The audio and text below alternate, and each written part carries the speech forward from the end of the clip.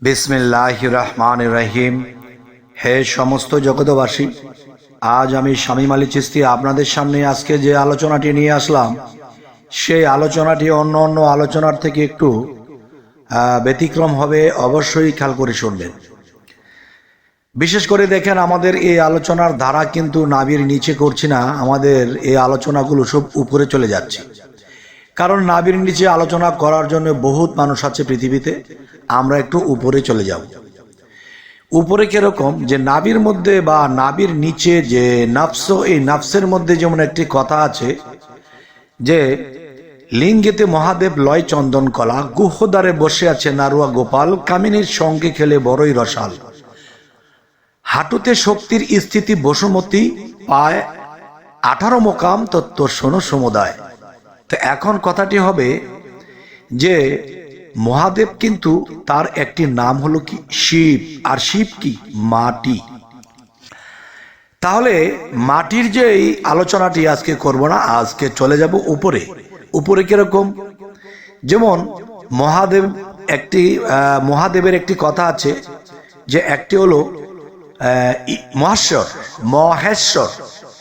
তো মহাদেবের আরেকটি নাম যদি মহেশ্বর থেকে থাকে, তাহলে এই মহেশ্বর বলতে কি, যে তিনিও একজন ঈশ্বর, ঈশ্বরের সাথে সংযুক্ত হয়ে তিনিও ঈশ্বর। দেখেন, এই ঈশ্বরের স্থান কিন্তু সেই নিচে নয়। শিব কিন্তু মহেশ্বর নয়, আর মহেশ্বর কিন্তু শিব নয়। কিন্তু মহেশ্বরের কাজ আর হলো, দেখা যায় সে মহাদেব বা শিবের কাজ এক নয়। তাহলে মহেশ্বরের কাজ কোথায়? তার কাজ হলো নাভির উপর থেকে।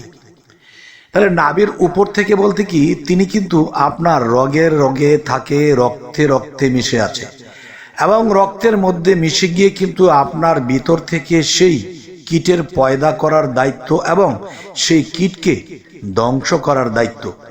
তাই বলা হয়, বাহ্যিকভাবে বলা হয় যে একটা হলো যমদূত, আরেকটি হলো যম। তাহলে যমদূত বলি, যম বলি, এটা কিন্তু সেই মহাদেব বা শিব কিংবা মহেশ্বরের আয়ত্তে। এখন যে আমার মধ্যে যৌবনী শক্তি বাড়িয়ে দিচ্ছে, সে কিন্তু মুকরম। তার আরো নাম আছে, ইবলিস হলো তার নাম, মোনাফিস তার মায়ের নাম, খবিস তার পিতার নাম। মোনাফিস, খবিস এবং ইবলিস এই পিতামাতা এবং সে নিজে।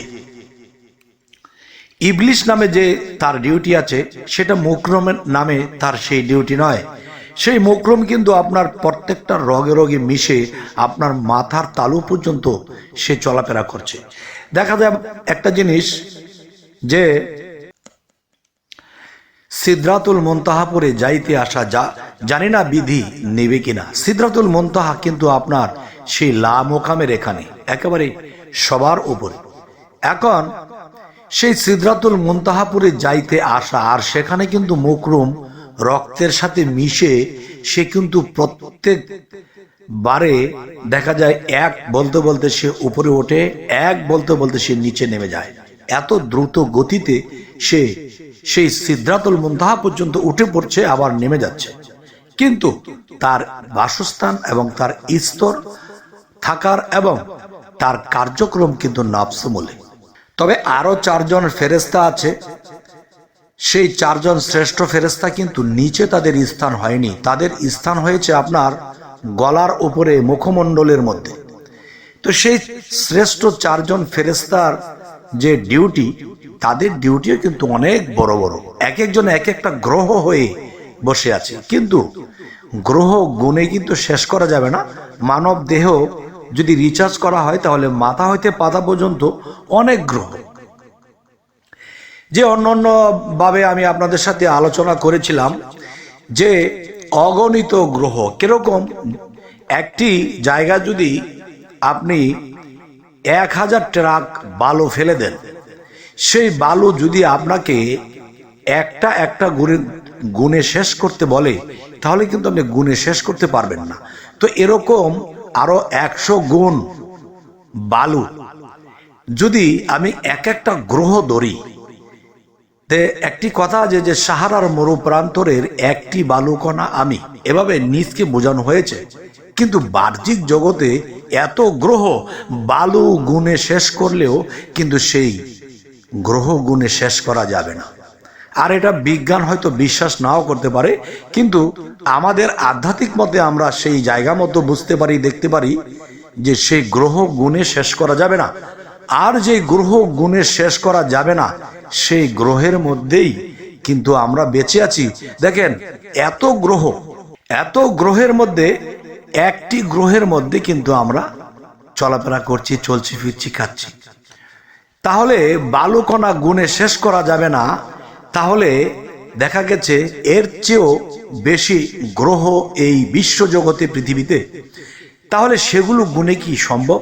তাহলে অগণিত গ্রহ রয়েছে, এর মধ্যে একটি গ্রহের মধ্যে আমরা চলছি, ফিরছি, খাচ্ছি। এই অবিশ্বাস্য বিষয় কথাগুলো কিন্তু বিজ্ঞানও বিশ্বাস করবে না, কারণ একজন আধ্যাত্মিক সাধক যে পর্যন্ত পৌঁছাতে পারে একটা বিজ্ঞান কিন্তু শেষ করতে পারে না। দেখেন, মানুষের মধ্যে এলহাম আসে, এলমে লাদুনি আসে, উহি আসে, এই যে বিষয়গুলা দেখবেন যে একটা সময় টেলিভিশন যখন আমরা দেখতাম তখন কিন্তু যে সারা দেশে টেলিভিশনে একই জিনিস দেখাচ্ছে, যেই টিভিতে যাবেন একই জিনিস দেখাচ্ছে। তো এখন মোবাইলের বেলায় যদি আমরা যাই, তাহলে আপনি যেটা চাইতেছেন সেটাই কিন্তু আসতেছে। আপনার মোবাইলে যে মেসেজটা আছে বা যেই জিনিসটা দেখানো হচ্ছে সেটা কিন্তু অন্য মোবাইলে আরেকটি দেখাচ্ছে। তাহলে এখানে কিন্তু এলমেলাদুনি বিষয়টি মিল আছে। যারা এই জগতে সাধক আছে, যাদের কাছে এলমে লাদুনি আসে, দেখবেন আপনার কাছে একটি খবর এসেছে, তার কাছে আরেকটা এসেছে, তার কাছে আরেকটা এসেছে, আর টেলিভিশন সবার ঘরে একই জিনিস দেখাচ্ছে। তাহলে এই এলমে লাদুনি সাধুদের কাছে আসতো, আর সাধুদের কাছে যখন বিজ্ঞান এখানে চিন্তা ভাবনা করেছে, তাদের কথাগুলো শুনেছে, যে স্বপ্ন যে জিনিসটা যদি আমরা বুঝতে যাই, আপনি যে স্বপ্নটি দেখেছেন এই স্বপ্নটি কিন্তু আমি দেখিনি, কিন্তু আমাকে অন্যটি বোঝাইছে, আপনাকে অন্যটি বোঝাইছে। টেলিভিশনের মধ্যে একই জিনিস দেখায়, কিন্তু এলমেলাদুনি বা স্বপ্ন বা ওহি আলাদা আলাদাভাবে খবর হচ্ছে। তাহলে আমি যে কথাটি বলবো যে প্রত্যেকটা মানুষের মধ্যে সেই এলমে লাদুনি পাওয়ার মতো নাম্বার আছে। সেই নাম্বারটি কে দেবে? স্বয়ং তিনি দেবে, যিনি সমস্ত কিছু সৃষ্টি করেছেন। আর সেই নাম্বারটি যদি আপনার সেই মালিক, আপনার সেই সৃষ্টিকর্তা বা আপনার যে রব, তিনি যদি আপনাকে সেই নাম্বারটি না দেয়, তাহলে আপনার মধ্যে এলমে লাদুনি জারি হবে না।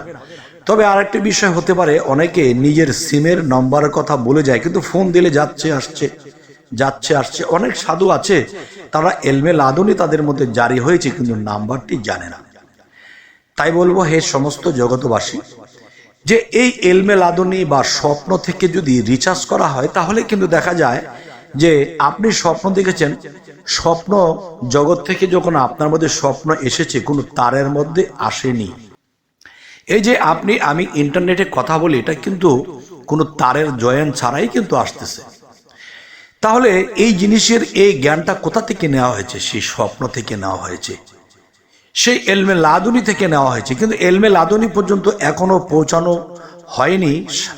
যারা বিজ্ঞান, যারা এই টেলিফোন বা মোবাইল বা নেটওয়ার্ক সৃষ্টি করেছে, তাদের এখনো পর্যন্ত এলমে লাদুনির পর্যন্ত যাওয়া হয়নি।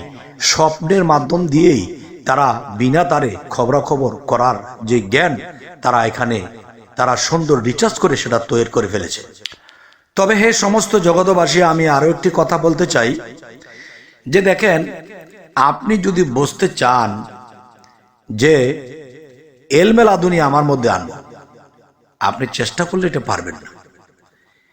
স্বপ্ন তো সবাই দেখে, কিন্তু স্বপ্নের ব্যাখ্যাও কিন্তু মানুষ করে চলতে পারে না, সকলের সম্ভব হয় না। তাহলে এলমে লাদুনি কি করলে আসে, কি করলে আপনি এলমে লাদুনি পাবেন? তাহলে এই জিনিসগুলো মোবাইলে বলার জিনিস নয়। যদি কখনো কারোর সাথে সাক্ষাৎ হয় এবং তিনি যদি আমার সামনে রয়, তাহলে হয়তো কিছু কথা বলা যাবে অভয়।